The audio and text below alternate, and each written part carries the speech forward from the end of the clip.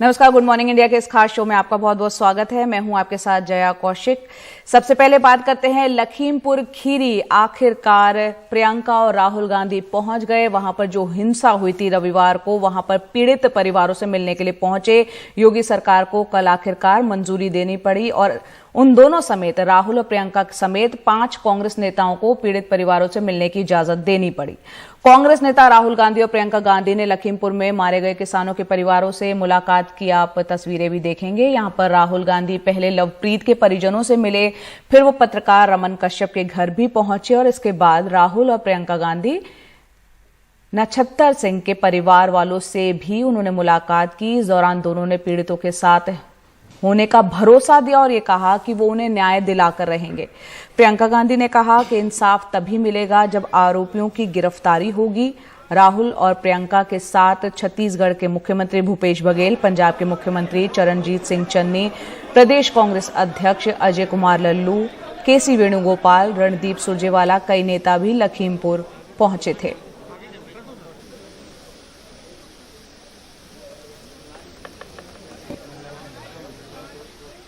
सारे परिवारों ने एक ही चीज कही है। हाँ। तीनों परिवारों ने एक ही चीज कही है जी। मुआवजे की उनको कोई परवाह नहीं है, उनको न्याय चाहिए और तब तक उनको न्याय नहीं मिलेगा जब तक ये मंत्री इस्तीफा नहीं देंगे, क्योंकि उनके होते हुए निष्पक्ष जांच नहीं हो सकती। वो राज्य मंत्री हैं, राज्य गृह मंत्री हैं। मैम आशीष मिश्रा जो उनके बेटे हैं, उनको अरेस्ट करना चाहिए। इंटरव्यू दे रहे हैं लेकिन बावजूद पुलिस कार्रवाई नहीं कर रही। उनको हमें अरेस्ट कर सकते हैं बगैर FIR के, बगैर ऑर्डर के जी। तो जब सारी तमाम वीडियो हैं तो उनको क्यों नहीं अरेस्ट करते? हाँ। अपराधियों को क्यों नहीं अरेस्ट कर रहे हैं? न्याय चाहिए जी, सिर्फ न्याय चाहिए। वो न्याय कैसे मिलेगा? 21वीं सदी में के हिंदुस्तान में न्याय चाहिए, न्याय नहीं मिल रहा है। कैसे मिलेगा राहुल न्याय? वो मंत्री को हटना चाहिए। दबाव डाल रहे हैं। हाँ, सब किसान एक साथ खड़े हैं। हाँ। तो यहां पर आपने प्रियंका गांधी को सुना, जो साफ तौर पर कह रही थी कि जब तक गृह राज्य मंत्री इस्तीफा नहीं देते तब तक निष्पक्ष जांच संभव नहीं है। बहरहाल राहुल गांधी और प्रियंका गांधी पीड़ित परिवारों से मिले। हमारे सहयोगी रवीश रंजन शुक्ला और आलोक पांडे ने लवप्रीत सिंह के पिता सतपाल सिंह से बात की। उन्होंने बताया कि राहुल और प्रियंका गांधी से उनकी बात हुई क्या थी। सतवन जी, बात हुई आपकी राहुल जी से? क्या बोला है वो? क्या बातचीत हुई आपकी? दुख संवेदना प्रकट करने आए थे हमारे साथ। अच्छा, क्या क्या पूछा? वो कह रहे हैं हम आपका सहयोग करेंगे भाई। अच्छा जी। सतपाल जी, मैं जानता हूँ आप बहुत तकलीफ में हैं अभी आप लोग और इतने दुख आपने झेला है, लेकिन आपने क्या उनसे बात की? मतलब आपने क्या बताया उनको, किस तरह की चीज़ बोली? पूरी हमने उनसे यही मांग की कि भाई देखिए, पहली बात तो है मंत्री जी अपने पद से इस्तीफा दें और बेटे को भी अरेस्ट किया जाए। जब तक ये सलाखों के पीछे नहीं पहुंचेंगे तो हमारे बच्चे को न्याय नहीं मिल पाएगा। बिल्कुल। और 4 दिन हो गए हैं अभी तक जो भी कार्रवाई एडमिनिस्ट्रेशन की तरफ से, मुझे मालूम है आपको चेक मिला है कॉम्पनसेशन का, लेकिन जो भी कार्रवाई आपकी हुई है सरकार की तरफ से या पुलिस की तरफ से, आप उसके बारे में क्या कहेंगे? सर, इसमें पुलिस की कौन सी कामयाबी है कि उसको अरेस्ट तो किया गया नहीं है। हाँ जी, या तो उसको अरेस्ट कर लेते तो हम मानते कि हाँ प्रशासन कुछ कर रहा है। तो ये खाली चेक देने से कुछ किसी का भला नहीं हो जाता ना। हम चेक देने से हमारा बेटा आ जाएगा? बिल्कुल। हमारे बेटे के बराबर अगर पैसा तोल दें तो तभी हमारे लिए वो शून्य है। बिल्कुल। आगे क्या चाहते हैं प्रशासन से सतनाम जी? क्या उम्मीद है? हम तो यही चाहते हैं कि बस जो हमने आपको बताया है यही होना चाहिए, तभी अरेस्ट होने चाहिए और इंसाफ मिलना चाहिए। मंत्री पद से इस्तीफा चाहिए। तो राहुल और प्रियंका से यही सब बात। क्रूज शिप ड्रग्स केस में आज शाहरुख खान के बेटे आर्यन खान की कस्टडी खत्म हो रही है। महाराष्ट्र के मंत्री नवाब मलिक ने कल एक प्रेस कॉन्फ्रेंस की, कई गंभीर सवाल पूछे। एनसीपी ने नारकोटिक्स कंट्रोल ब्यूरो की रेड पर सवाल उठाया और इसे फर्जी करार देते हुए पूछा, एनसीबी रेड में बीजेपी से जुड़े नेता मनीष भानुशाली और किरण पी गोसावी, जो खुद को एक प्राइवेट डिटेक्टिव बताता है, उसका क्या काम? नवाब मलिक ने ट्विटर पर एक वीडियो भी जारी किया जिसमें किरण पी गोसावी और मनीष भानुशाली जो हैं एनसीबी के दफ्तर के भीतर जाते हुए दिखाई दे रहे हैं। नवाब मलिक के मुताबिक ये वीडियो उसी दिन का है जिस दिन क्रूज पर रेड की गई थी। उनके मुताबिक मनीष भानुशाली बीजेपी की किसी विंग का अध्यक्ष है और उसकी सोशल मीडिया पर पीएम मोदी, जेपी नड्डा के साथ तस्वीरें भी हैं। इस बीच एनसीबी ने देर रात इस मामले में एक विदेशी नागरिक की गिरफ्तारी भी की है। हमारे सहयोगी सुनील सिंह हमारे साथ जुड़ रहे हैं ज्यादा अपडेट के साथ। सुनील, महाराष्ट्र के मंत्री नवाब मलिक ने बेहद गंभीर सवाल पूछे हैं कि एनसीबी रेड में और दफ्तर में बीजेपी से जुड़े नेता मनीष भानुशाली और किरण पी गोस्वामी, जो अपने आप को प्राइवेट डिटेक्टिव बताता है, उनका क्या काम? नवाब मलिक ने रेड को फर्जी भी बताया और एनसीबी की तरफ से कोई सफाई आई है अब तक? जी बिल्कुल जया, नवाब मलिक ने जो सवाल उठाया है बहुत ही वाजिब है और ये बहुत ही गंभीर है और साथ ही पूरी प्रक्रिया पे एनसीबी की कार्यप्रणाली पर सवाल उठाता है। लेकिन एनसीबी का ऐसा कहना है, कल जब नवाब मलिक ने आरोप लगाया उसके बाद ही उसके दो बड़े अफसर, एक डीडीजी ज्ञानेश्वर सिंह और दूसरे जोनल डायरेक्टर समीर वानखड़े, दोनों मीडिया के सामने आए। उन्होंने कहा कि सब कुछ नियम के हिसाब से किया गया है और जो दो लोगों पर सवाल उठाया गया है वो उनके पंच गवाह हैं और ऐसे तकरीबन 8 गवाहों का इस्तेमाल किया गया है और इस तरह की कार्रवाई में स्वतंत्र गवाहों का कानून में प्रावधान है, उसका इस्तेमाल किया गया है, ऐसा उनका कहना है। जी सुनील, इसमें बीजेपी के नेता का क्या काम, वो किस तरह से गवाह है और एनसीबी जो पहले रेड करती रही है और मामलों में, क्या इस तरह के पंच गवाहों का वो इस्तेमाल करती रही है क्या? जी बिल्कुल जया, दरअसल ये प्रक्रिया होती है, कहीं भी आप छापा मारते हैं, तलाशी लेते हैं तो वहां पर पंच गवाह का मौजूद रहना बहुत जरूरी होता है और पंचनामा होता है, तभी माना जाता है कि जो भी आपने कानूनी कार्रवाई की है वहां पे वो सही है, जाके ताकि अदालत में जाके उस पंच गवाह को हाजिर भी होना पड़ता है। तो यही प्रक्रिया यहाँ भी अपनाई गई है। लेकिन इसमें जो बात जो उभर कर सामने आई, जो बाद में अब सवालों में विवाद पैदा कर दिया और एनसीबी के गले की हड्डी बन गई है, वो है आर्यन खान के साथ उस पंच गवाह की सेल्फी, जिसकी इजाजत बिल्कुल नहीं हुआ करती है, जो यहाँ पर दिखाई पड़ रहा है। दूसरा सवाल है कि ये इनको किसने अधिकार दिया कि ये आरोपियों को पकड़कर एनसीबी दफ्तर लाएं, जबकि ये काम एनसीबी के कर्मचारियों का, ये दो मुख्य सवाल है जिस पर कि कुछ लोग कानून के जो जानकार बता रहे हैं कि एनडीपीएस का जो एक्ट है उसके तहत 59 के तहत, सेक्शन 59 के तहत यह है कि कोई भी बाहर का व्यक्ति गिरफ्तार आरोपी को नहीं पकड़ सकता है, यानी कि जो अधिकारी है बाहरी व्यक्ति के हाथ में हैंडओवर नहीं दे सकता है किसी भी आरोपी, गिरफ्तार आरोपी का। लेकिन इस संबंध में भी मैंने एनसीबी के अधिकारियों से बात की तो उनका कहना है कि ये जब वीडियो का दिखाई पड़ रहा है वो जो है कि गिरफ्तारी के पहले का है, जब वहां पर तलाशी ली गई थी और बाद में ले जाया गया था, तब का ये वीडियो है, ऐसा उनकी तरफ से सफाई जी सुनील। और रही बात बीजेपी नेता की, तो उन्होंने दावा किया था कल कि मैंने इन्फॉर्मेशन दी थी और मैं वहां पर मौजूद था, तो मुझे भी पंचनामे के तौर पर इस्तेमाल किया गया। जी सुनील, बहुत बहुत शुक्रिया इस पूरी जानकारी के लिए आपका।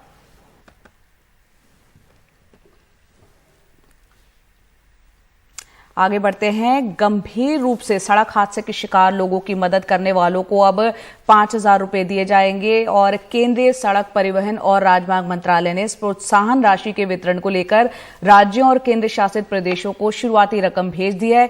और इतना ही नहीं, साल भर में देश भर से 10 मदद करने वाले लोगों को चुना भी जाएगा और उन्हें लाख रुपए भी दिए जाएंगे। सड़क हादसे में गंभीर रूप से घायल मरीजों की मदद करने वालों को अब डरना नहीं चाहिए, बल्कि हाथ बढ़ाकर पीड़ित को समय पर अस्पताल पहुंचाने वालों को 5,000 रुपए दिए जाएंगे और इस सराहनीय काम के लिए सर्टिफिकेट भी।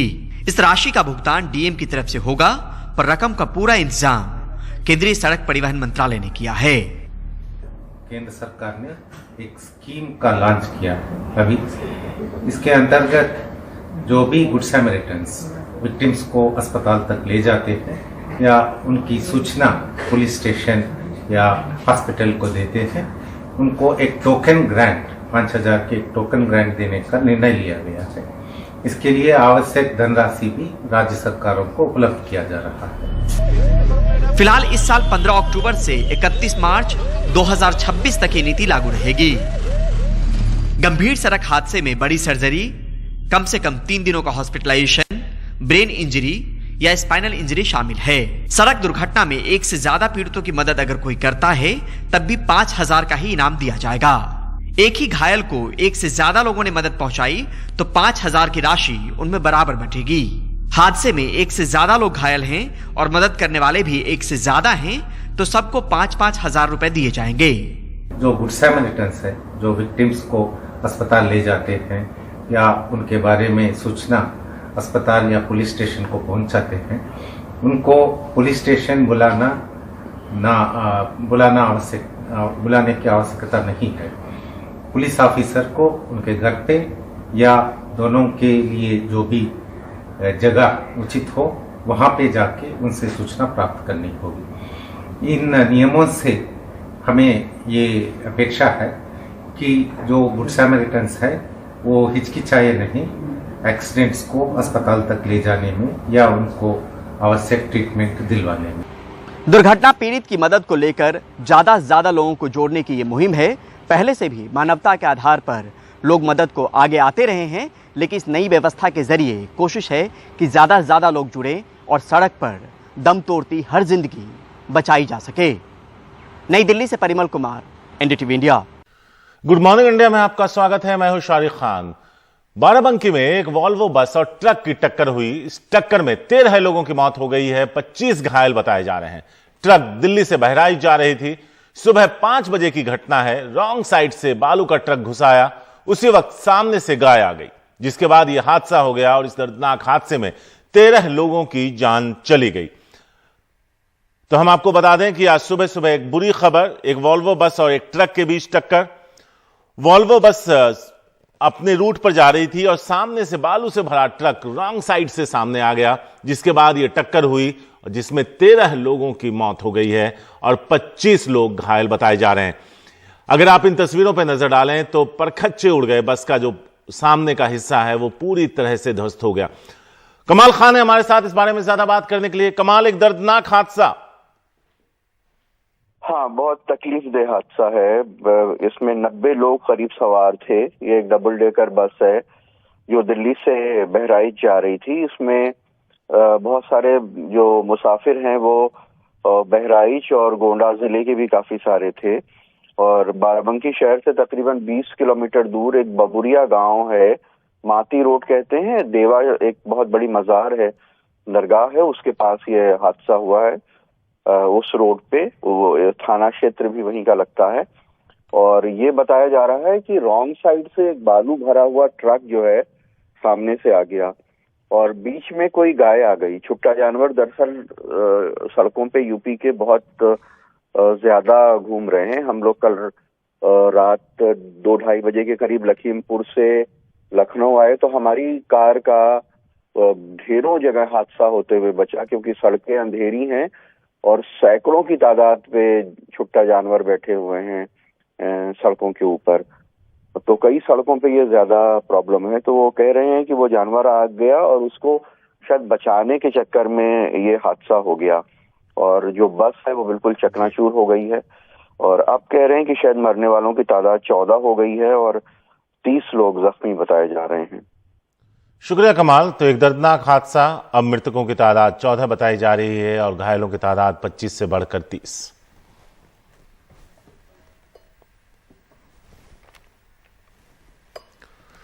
लखीमपुर खीरी में किसानों को कुचले जाने का नया वीडियो सामने आया। 45 सेकंड के इस वीडियो को में देखा जा सकता है कि काले झंडे लिए किसान सड़क पर शांतिपूर्ण तरीके से आगे बढ़ रहे हैं और उसी दौरान थार गाड़ी काफी तेज स्पीड के साथ उन्हें रौंदती हुई निकल जाती है।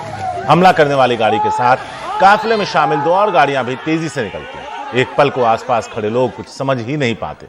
इसके बाद माहौल में अफरा तफरी दिखती है। कुछ लोग घायलों को उठाते नजर आते हैं और कई लोग शोर मचाते हुए गाड़ियों के काफिले के पीछे दौड़ते हैं।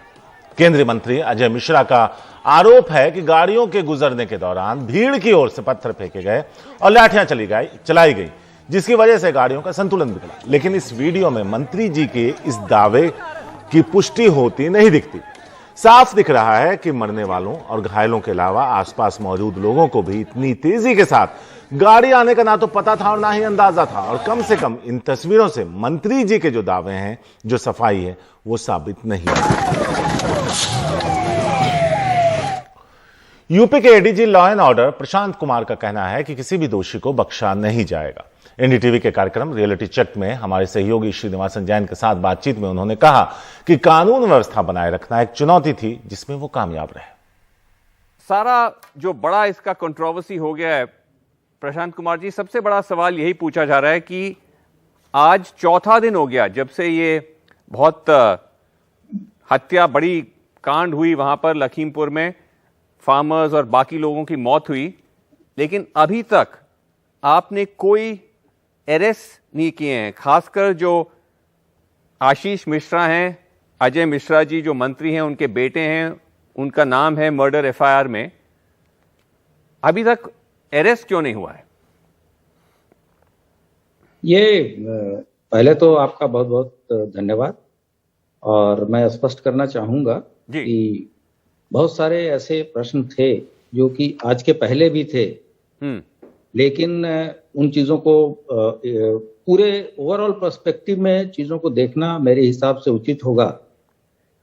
जिस तरह की दुर्भाग्यपूर्ण घटना, अनफॉर्चुनेट इंसिडेंट उस दिन 3rd को हुआ था जी, उसके बाद से कानून व्यवस्था बनाए रखना एक बहुत बड़ी चुनौती थी राज्य सरकार के लिए और यूपी पुलिस के लिए, और हम लोग उसमें पूरी तरीके से सफल रहे। और जो भी पक्ष था उन्होंने जो भी एफआईआर कराई, पहले तो इस बात पे भी बहुत, जो प्रश्न आज आप पूछ रहे हैं, उस समय यह प्रश्न था कि एफआईआर होगी कि नहीं होगी जी।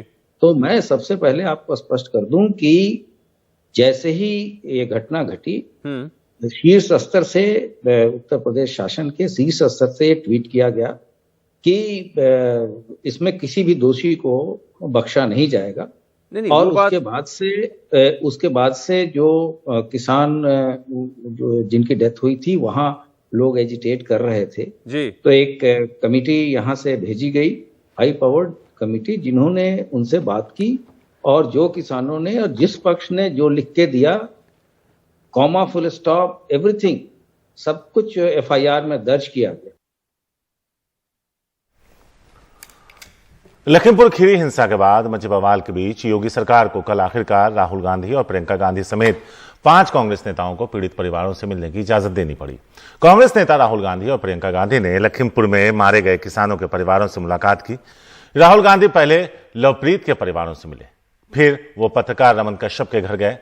इसके बाद राहुल और प्रियंका नक्षत्र सिंह के परिवार वालों से भी मिले। इस दौरान दोनों ने पीड़ितों के साथ होने का भरोसा दिया और कहा कि वो उन्हें न्याय दिलाकर रहेंगे। प्रियंका गांधी ने कहा, इंसाफ तभी मिलेगा जब आरोपियों की गिरफ्तारी होगी। राहुल और प्रियंका गांधी के साथ छत्तीसगढ़ के सीएम भूपेश बघेल, पंजाब के सीएम चरणजीत सिंह चन्नी, प्रदेश कांग्रेस अध्यक्ष अजय कुमार लल्लू, केसी वेणुगोपाल, रणदीप सुरजेवाला, कई नेता भी लखीमपुर खीरी पहुंचे। सारे परिवारों ने एक ही चीज कही है, तीनों परिवारों ने एक ही चीज कही है, मुआवजे की उनको कोई परवाह नहीं है, उनको न्याय चाहिए।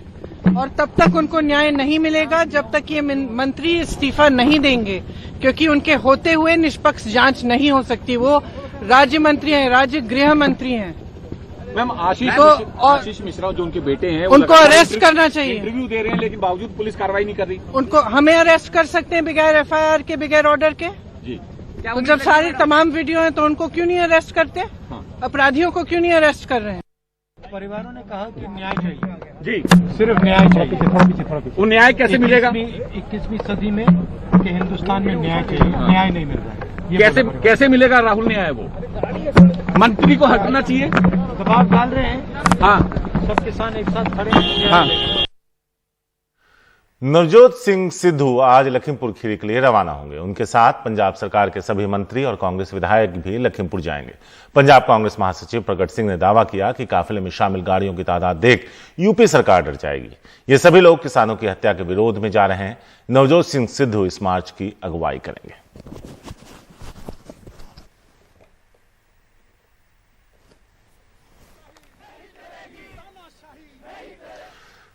लखीमपुर खीरी हिंसा मामले में सुप्रीम कोर्ट ने खुद संज्ञान लिया है। Chief justice of India N V Ramana की बेंच आज इस मामले की सुनवाई करेगी। चीफ जस्टिस ऑफ इंडिया के अलावा बेंच में जस्टिस सूर्यकांत और जस्टिस हिमा कोहली भी शामिल हैं। तो सुप्रीम कोर्ट ने इस मामले का संज्ञान लिया है। कई सारे सवाल उठ रहे हैं और हर गुजरते दिन के साथ एक नया वीडियो सामने आता है जो कुछ हुआ उसको लेकर गंभीर सवाल खड़े करता है। ऐसे में सुप्रीम कोर्ट ने अब इसका संज्ञान लिया है। चीफ जस्टिस इस बेंच की अगुवाई करेंगे, उसकी सुनवाई करेंगे। क्रूज ड्रग्स केस में आज शाहरुख खान के बेटे आर्यन खान की कस्टडी खत्म हो रही है। इस बीच महाराष्ट्र के मंत्री नवाब मलिक ने नारकोटिक्स कंट्रोल ब्यूरो की रेड पर सवाल उठाए और इसे फर्जी करार देते हुए पूछा कि एनसीबी रेड में बीजेपी से जुड़े नेता मनीष भानुशाली और किरण पी गोसावी, जो खुद को एक प्राइवेट डिटेक्टिव बताता है, उसका क्या काम। नवाब मलिक ने ट्विटर पर एक वीडियो जारी किया जिसमें किरण और मनीष एनसीबी ऑफिस के भीतर जाते हुए दिखाई दे रहे हैं। नवाब मलिक के मुताबिक यह वीडियो उस दिन का है जिस दिन क्रूज पर रेड हुई थी।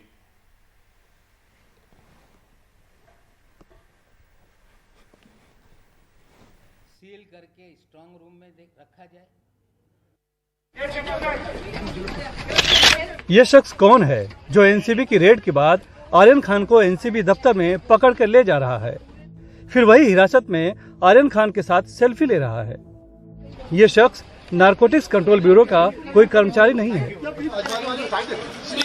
दूसरे आरोपी अरबाज मर्चेंट को पकड़कर ले जा रहा यह शख्स भी नारकोटिक्स कंट्रोल ब्यूरो का कर्मचारी नहीं है। फिर ये दोनों कौन हैं? जवाब एनसीबी के प्रवक्ता नवाब मलिक ने प्रेस कॉन्फ्रेंस में दिया। नवाब मलिक ने बताया कि सेल्फी वाला शख्स केपी गोसावी है और वो खुद को प्राइवेट डिटेक्टिव कहता है, जबकि दूसरा शख्स बीजेपी का उपाध्यक्ष मनीष भानुशाली है और इसके फोटो बीजेपी के सभी बड़े नेताओं के साथ हैं। मनीष भानुशाली दिल्ली में किससे मिल रहा था? मनीष भानुशाली गुजरात में किन मंत्रियों के साथ बैठा था? 28 तारीख तक मनीष भानुशाली गुजरात के मंत्रालय में क्या कर रहा था?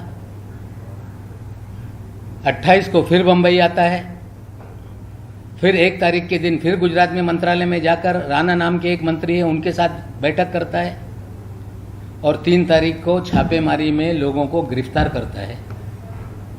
ये सारे सवाल के जवाब हमें लगता है कि एनसीबी को देना पड़ेगा। नवाब मलिक यहीं चुप नहीं रहे, उन्होंने cruise ship drugs party case को ही फर्जी बताया। ये सारे वीडियो और फोटो ये बताते हैं कि क्रूज पे कोई भी सीजर नहीं हुआ। ये सारे वीडियो फोटो बताते हैं कि ये वीडियो जोनल डायरेक्टर के कार्यालय का है। या तो ये पूरा मामला फर्जी बनाया गया है, पब्लिसिटी के लिए बनाया गया है। जवाब में बीजेपी ने महाराष्ट्र सरकार को ही कटघरे में खड़ा करने का प्रयास किया। राजनीति करने के लिए कई विषय मिलेंगे, पर कम से कम ड्रग्स का विषय जो हमारे देश के नौजवानों के जीवन के साथ जुड़ा है, कम से कम इस विषय को तो वे राजनीति से दूर रखते। पर दुर्भाग्य है, महाराष्ट्र सरकार को क्या इन ड्रग माफियों की ओर से क्या करोड़ों रुपए की वसूली आ रही है? क्या उसी कारण से वे उनका अप्रत्यक्ष रूप से समर्थन कर रहे हैं? इन बातों का जवाब उन्हें देना होगा। एनसीबी भी बचाव में आगे आई। नवाब मलिक के दामाद का नाम लिए बिना ही पिछली कुछ गिरफ्तारियों की याद दिलाई, लेकिन असली सवाल का जवाब टाल गई। वे अदालत जाने के लिए स्वतंत्र है, हम अदालत में इसका जवाब देंगे। इस बीच मंगलवार को गिरफ्तार दिखाए गए इवेंट मैनेजमेंट कंपनी के चारों आरोपियों को कोर्ट ने 14 अक्टूबर तक के लिए रिमांड पर भेज दिया है। केंद्रीय जांच एजेंसी सीबीआई और ईडी तो पहले से ही राजनीतिक इस्तेमाल के लिए बदनाम है। अब शाहरुख खान के बेटे आर्यन खान की गिरफ्तारी में बीजेपी के एक नेता की भूमिका पर सवाल उठने के बाद एनसीबी भी विपक्ष के निशाने पर आ गई है। मुंबई से कैमरामैन राजेंद्र दयालकर के साथ सुनील सिंह, एनडीटीवी इंडिया के लिए। तो आज की सुबह एक बार फिर आपके खर्चों में इजाफा कर गया। हम बात पेट्रोल और डीजल की कीमतों की कर रहे हैं। दोनों में ही इजाफा हुआ है। पेट्रोल 30 पैसे तो डीजल 35 पैसे बढ़ गया। दिल्ली में आज पेट्रोल 103 रुपए 24 पैसे, वहीं डीजल 91 रुपए 77 पैसे प्रति लीटर बिक रहा है, जबकि मुंबई में पेट्रोल 109 रुपए 25 पैसे और डीजल 99 रुपए 55 पैसे। इसके साथ ही मध्य प्रदेश, राजस्थान, पटना, तेलंगाना, महाराष्ट्र में पेट्रोल 100 के पार पहुंच चुका है।